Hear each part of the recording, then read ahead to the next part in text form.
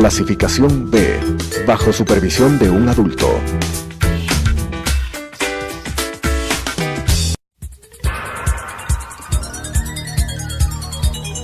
Las opiniones vertidas en este espacio por la producción y dirección del programa son de exclusiva responsabilidad de sus autores y de quienes intervienen en ellos.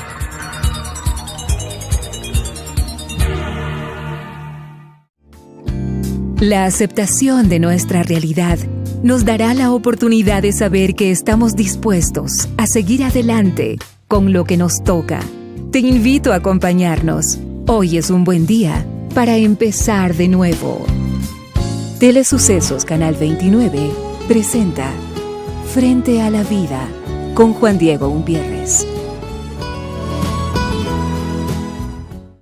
Bienvenidas, bienvenidos, un gusto encontrarnos siempre frente a la vida, 6:30, la parada inteligente, y como siempre lo decimos, desde la Patagonia hasta el Medio Oriente, aquí está tu punto de suspiro, de ponernos en contacto con este maravilloso sentir que es la vida, con las alternativas, con los personajes, con los profesionales, con tus casos, con toda la gente maravillosa que se sienta aquí en el programa, y siempre además volvernos a encontrar a las 21 horas en Telesucesos y por supuesto a través del mundo del internet. Qué maravilla, por nuestro canal High Definition en Telesucesos ves todos los programas. También invitarte a nuestra página web, tanto Radio Sucesos como Telesucesos, para que nos veas en tiempo, virtual, si no nos pudiste ir en señal abierta, y siempre ofrecerte y regalarte también, por supuesto, nuestras redes sociales como Juan Diego Motiva en el Facebook, y también en el Facebook Frente a la Vida. Ahí están todos los programas, ahí nos escribes, ahí nos comentas qué quieres escuchar, a quién quieres que tengamos aquí en el programa, porque este espacio es tu punto de reflexión, tu punto de contacto para ubicarnos, para abrazarnos, para darnos herramientas y sobre todo decir que pase lo que pase, siempre vale la pena.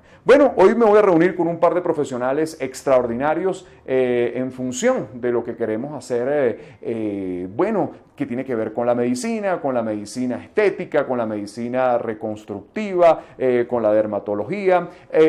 A Marcela Novoa, que es nuestra doctora invitada siempre en el programa, la vamos a convocar para hablar de esto que tiene que ver con la medicina estética, y nos acompaña también desde Venezuela el doctor Leopoldo Vizcarrondo. Él es cirujano plástico reconstructivo, y vamos a ver cómo podemos generar alianza entre estas dos disciplinas de la medicina que tienen mucho que ver, sobre todo en un mundo donde la parte estética parece que sigue saltando de una manera cada vez mucho más fuerte. Todo el mundo está siempre buscando qué se hace, qué se retoca, no solamente las mujeres, sino también los varones, y vamos a ver un poquito qué se tiene hoy en día en consulta, qué buscan, y sobre todo en manos de quién tienes que poner tu belleza, que termina que ver también con un punto de salud integral. Bienvenida, Marcela, bienvenido, doctor, Frente a la Vida. Empezaría contigo, Marcela, porque no solamente la gente va a verse lunares en tu consulta, a verse algún tipo de lesión, sino que busca también la referencia de encontrar lo estético dentro de tu campo. ¿Qué ves? ¿Qué es lo que te tocan ahorita a la puerta?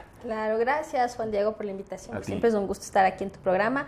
Y pues evidentemente tenemos muchas consultas, tanto de hombres como de mujeres, que quieren rejuvenecer, quieren disminuir líneas de expresión, quieren verse mejor, eliminar manchas, eliminar pecas, ¿sí?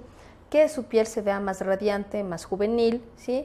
A pesar del paso de los años. Entonces eso básicamente está contemplado en el aspecto estético, digamos, de la consulta dermatológica. Ok, ¿y qué está de moda, por decirlo de algún modo? En algún punto eso que hablábamos del Botox en Venezuela fue una locura, creo que aquí también. A veces se abusaba también de esto, yo a veces me reía porque habíamos mujeres que habían perdido hasta la expresión, ¿no? Parecían como unas momias que ya no se les movía, ni un músculo facial, ¿no? ¿Qué se está aplicando hoy en día? Bueno, pues tenemos nosotros, como todo en medicina, pues y en la ciencia va incrementándose nuevas técnicas. Tenemos ahora también los tratamientos aparte. Evidentemente que se sigue utilizando la toxina botulínica, que es el Botox, que es el nombre, digamos, comercial. También se utiliza el ácido hialurónico como sustancias de relleno, ¿sí? Tenemos también la utilización de hilos tensores, ¿sí? Y también la utilización de láser, por ejemplo, que estimula la formación de colágeno, de elastina, de fibrina. Todo esto, evidentemente, de acuerdo a cada necesidad del paciente, de acuerdo a su edad y también a su aspecto, el aspecto que quiere mejorar. Ok, y en el caso de la cirugía plástica, doctor, cuando van a consulta, ¿qué pasó en Venezuela con el Botox? ¿Por qué hubo tanta polémica frente a la prohibición de utilizarlo? Ahora que oigo a la doctora hablando un poco del Botox. Lo que pasa es que, bueno, ante todo, buenos días. Bienvenido. Muchas gracias por la invitación, sobre todo que esta es una invitación internacional. Bienvenido al Ecuador, doctor. Que me hizo el canal. El problema, como todos estos procedimientos que de repente se hacen boom con la parte del manejo de la belleza básicamente femenina, es que entran a actuar en el campo en un campo que es altamente especializado y que necesariamente requiere de una formación científica importante, y en este caso particularmente anatómica y fisiológica. Comienzan a interactuar personas que no tienen ninguna formación, y en Venezuela se llegó a los extremos, no sé si acá en Ecuador igual, de que gente no apta, no preparada profesionalmente, comenzó a utilizar, porque son procedimientos muy sencillos, en el caso de la cirugía, de la cosmetología dermatológica, se veían como procedimientos muy sencillos, y entonces gente muy incapaz comenzó a aplicarlo en las peluquerías, en las salones de belleza, porque de repente el procedimiento de inyectar, por ejemplo, Botox o hialurónico como sustancia rellena, o los hilos, en fin, todos estos procedimientos suelen ser relativamente muy sencillos vistos desde afuera, pero todos estos son procedimientos que tienen implicaciones, que tienen riesgos, que tienen que tener conocimiento para ser aplicados, porque se tocan estructuras anatómicas, se modifican rasgos. Claro. En el caso, por ejemplo, del Botox hay un problema importante con el bloqueo a nivel de la placa neuromotriz, que tiene que ver con prácticamente el congelamiento del aparato muscular que se toca. Entonces, todas estas cosas son muy delicadas. En Venezuela, esta gente que trabaja en las casas, ni siquiera de estética, en los salones en donde se peluquean y esa serie de cosas, comenzaron a utilizar el producto, y por supuesto se comenzaron a hacer barbaridades. Yo tengo casos operados de gente, por ejemplo, que le inyectaron en los surcos inferiores, palpebrales inferiores, en los párpados inferiores, sustancias tan distintas como clara de huevo para rellenar, o como aceite de máquina de coser. Por supuesto que eso produce de inmediato produce un relleno muy evidente, muy satisfactorio, pero eso va a producir unas lesiones definitivas en la conformación de la estructura de la piel, que al final va a terminar hasta en estado de necrosis. Es lo que sucedía y lo que sigue sucediendo desafortunadamente con la administración de los célebres biopolímeros. Ya vamos a hablar de eso en la próxima parte también, que hubo un escándalo impresionante. ¿Sientes que sucede también en el Ecuador eso? Porque a veces uno va manejando y ve las peluquerías y dicen, se aplica Botox o se aplica ácido no sé qué cosa, ¿no? Y tú dices, ¿en manos de quién? O sea, ¿cuál puede ser un side effect, un efecto secundario cuando esto no se aplica correctamente, Marcela? Por supuesto, estoy de acuerdo con el doctor en lo que ha mencionado, y efectivamente en el Ecuador sí se está viendo esos casos en los cuales no importa la persona qué formación tenga para la aplicación de la toxina botulínica del Botox o sustancias de relleno, ¿sí? Entonces, como efectos evidentemente contralaterales, nosotros vamos a tener parálisis no deseadas de músculos no deseados, eptopsis palpebral, que es la caída de la ceja o del párpado, ¿sí? Tenemos también asimetrías faciales, eso se ve frecuentemente, porque efectivamente esto es como una técnica fácil vista desde afuera, como decía el doctor, pero en realidad son estructuras anatómicas que nosotros podemos lesionar, como estructuras evidentemente nerviosas que producen movimiento, ¿sí? Ramas motrices del nervio facial, o también podemos aplicar en un músculo donde nosotros no queremos paralizarlo. Esto con respecto a la utilización del Botox. Con respecto a los ácidos hialurónicos, nosotros podemos dejar evidentemente zonas de mayor inflamación, mayor sustancia de relleno, ¿sí? Si es que utilizamos ácido hialurónico, por supuesto, este ácido hialurónico tiene la ventaja que se degrada, entonces tiene un tiempo de utilización. Claro. Pero si nosotros usamos sustancias como las que menciona el doctor, aceites, o vemos que alguien ha utilizado este tipo de elementos, evidentemente vamos a tener una necrosis, o sea, una muerte del tejido con una formación de granulomas. Eso es quirúrgico. Evidentemente eso se retira de forma quirúrgica. También pasó en Venezuela, doctor, las famosas mujeres que se ponían prótesis o yo no sé qué se ponían en los glúteos o le inyectaban los glúteos, y tuvimos casos de pacientes que fallecieron. ¿Qué fue lo que pasó? Sí, lo que pasa es que la cirugía de relleno, por así decirlo, que básicamente ha ido evolucionando en el tiempo.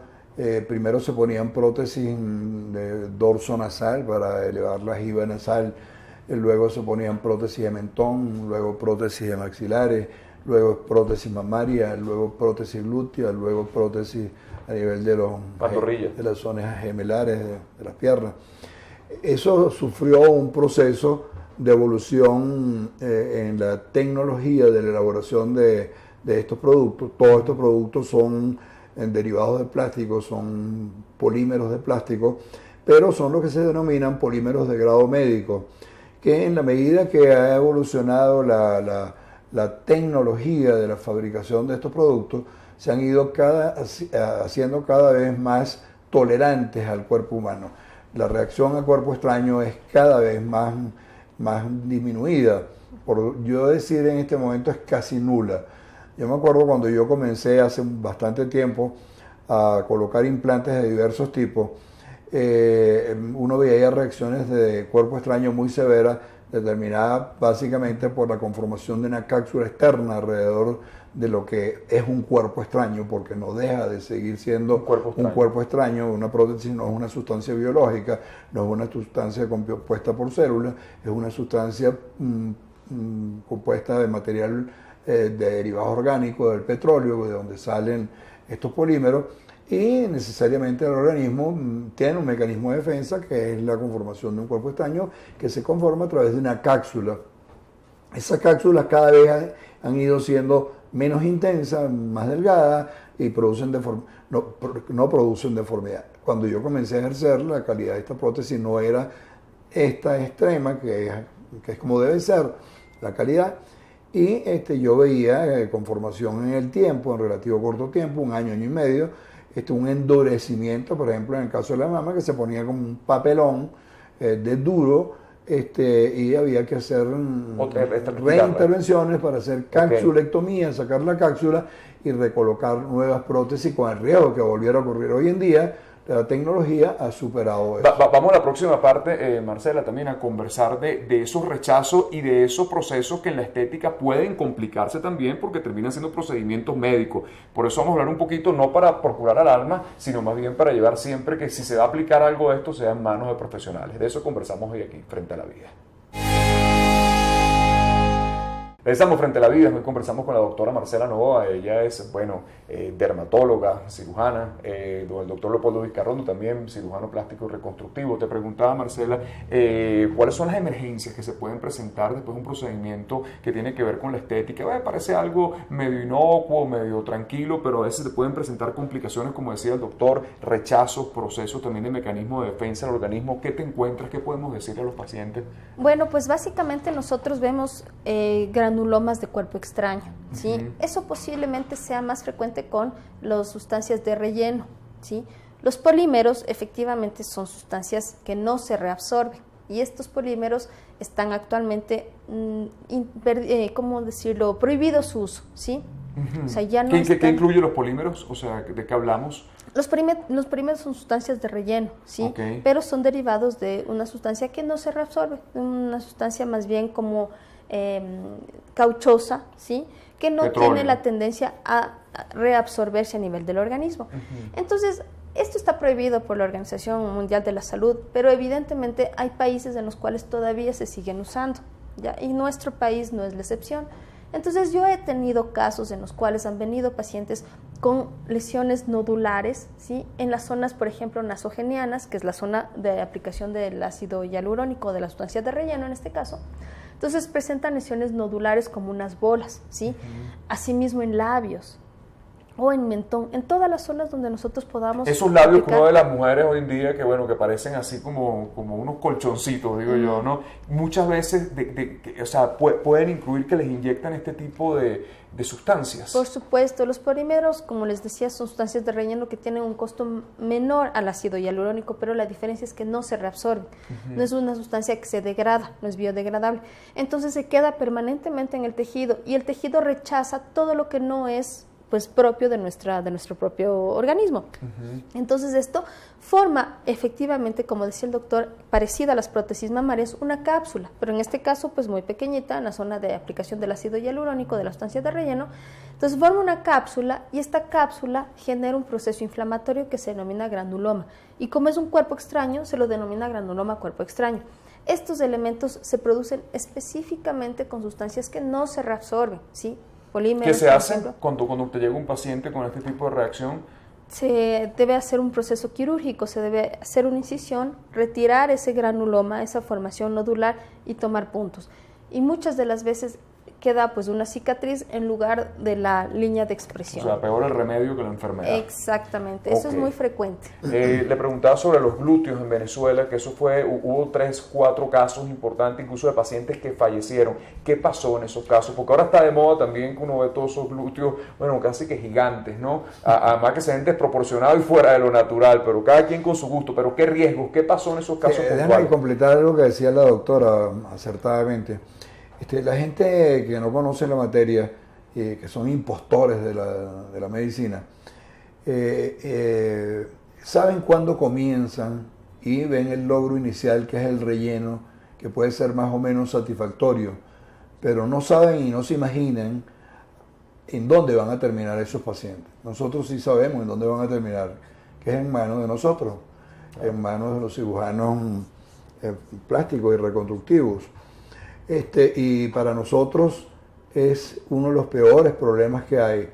Es más, muchos cirujanos plásticos le corren a este tipo de soluciones, porque generalmente, de acuerdo al grado de colocación del producto, a la cantidad que se haya colocado y la deformidad que se haya producido, asimismo hay que hacer grandes ablaciones de tejido.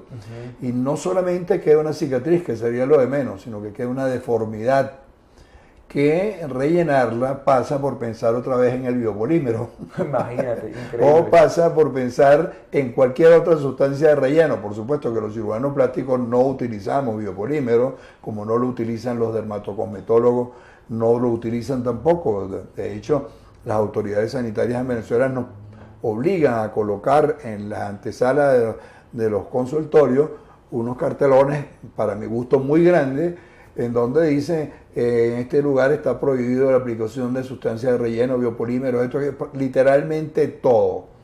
Porque hubo un problema en Venezuela que hizo eclosión hace más o menos 4 o 5 años con, yo diría, lo que se llama una mortandad. Estoy exagerando, ¿no?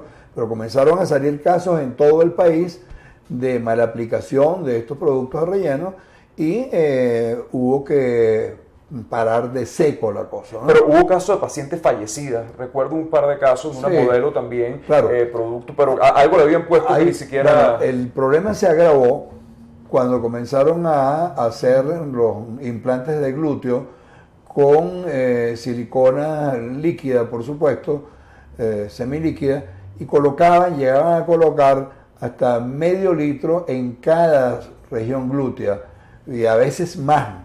Por supuesto, en la medida que colocaban más, el pumping se hacía cada vez más redondo, más exuberante, más voluptuoso.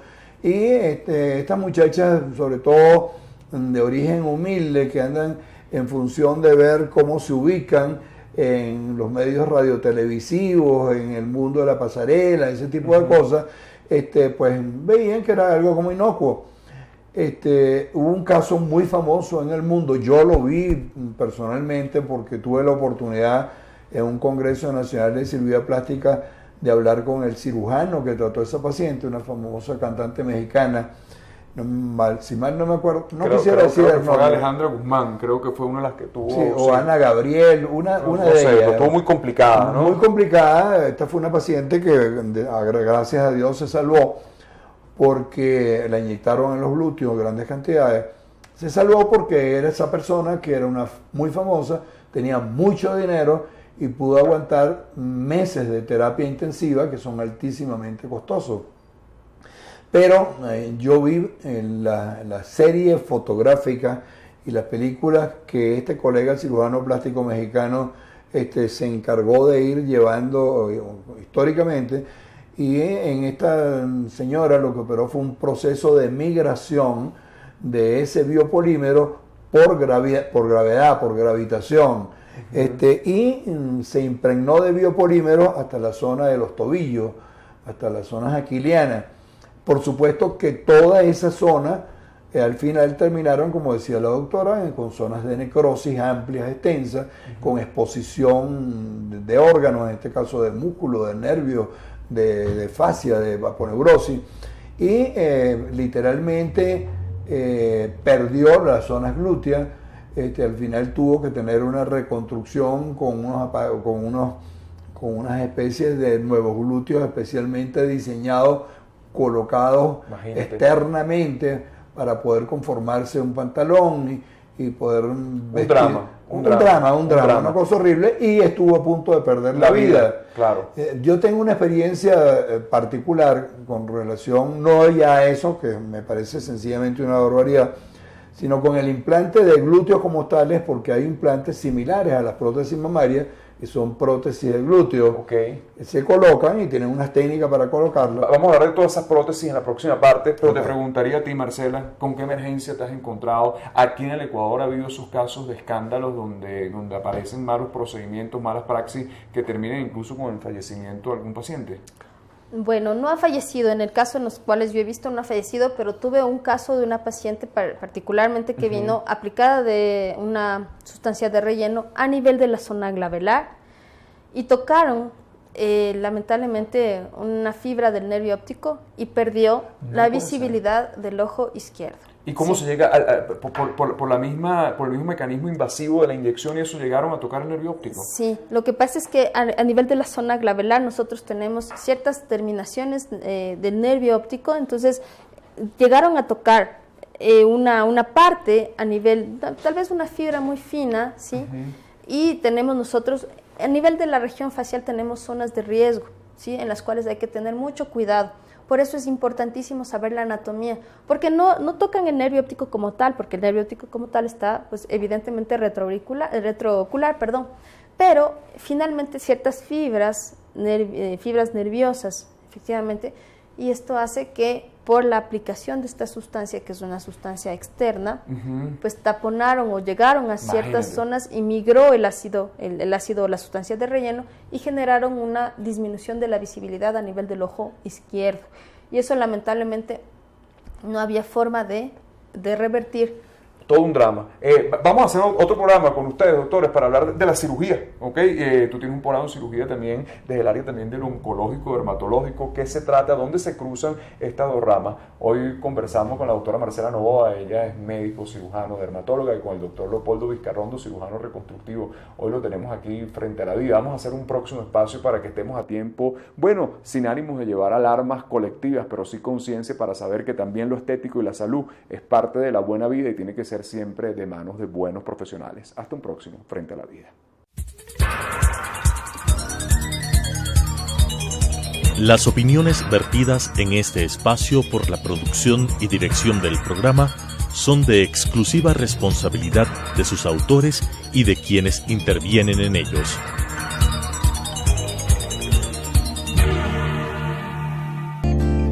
Los triunfos no se miden por las victorias. Habrá derrotas que más temprano que tarde agradeceremos y evaluaremos como éxitos favorables.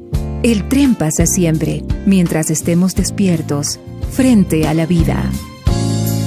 Nuestra cita mañana 18:30 en Radio Sucesos, 21 horas por Telesucesos.